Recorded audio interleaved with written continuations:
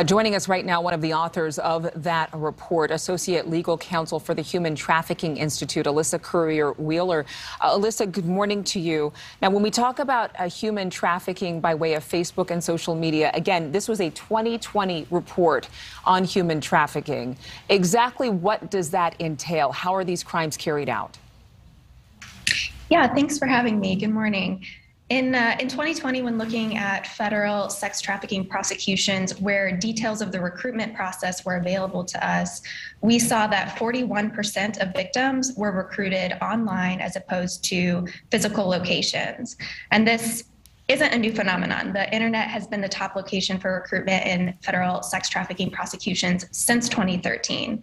So when we're asking how individuals are recruited into trafficking online, there are a couple of ways to look at it. First, as you note, many defendants do meet their victims on social media. And so you can look at what social media platforms is this happening on. And now we all know that social media platforms rise and fall in popularity fairly quickly, whereas it can be years before a trafficker is indicted for crimes.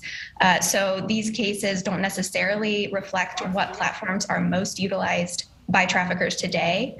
But in 2020 cases, Facebook, Instagram, WeChat, and Snapchat were the most common sites for recruitment in these cases. And this often reflects where federal investigators are looking for trafficking and not necessarily where the most trafficking recruitment is actually happening. But second, we can look at the tactics. What tactics are being used to recruit and exploit? And usually this involves some type of fraudulent promise, like a job offer or a fake romantic relationship. And then once a victim is recruited online, defendants use the internet to advertise their victims to potential buyers in 83% of prosecutions. And of course, buyers often know or recklessly disregard that they're purchasing sex with a trafficking victim, which makes them culpable for trafficking as well. So again, this is from the 2020 Federal Human Trafficking Report.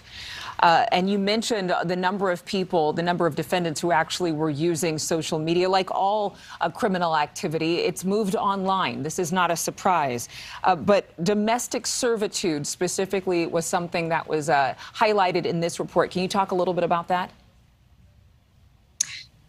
So domestic servitude is a type of forced labor that we see. Forced labor happens, the best global statistics that we have actually say that forced labor is likely more prevalent than sex trafficking. And in federal prosecutions, the #1 industry where forced labor takes place is domestic servitude, or housekeepers, nannies, folks that are working behind closed doors, that it can be very difficult to see what's going on, difficult for investigators to find, and difficult to prosecute due to lack of evidence. We're out of time right now, Alyssa, but I do want to ask you one more quick question. What do you think, after doing your research, should be done from social media companies to try to tackle this larger-than-life problem?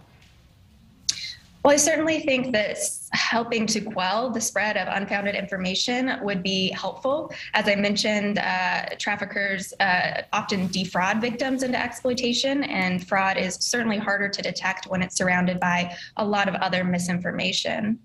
All right. Thank you so much, Alyssa, for joining us. Alyssa Currier, the author, one of the authors, rather, of that report from 2020, the Federal Human Trafficking Report. Thank you.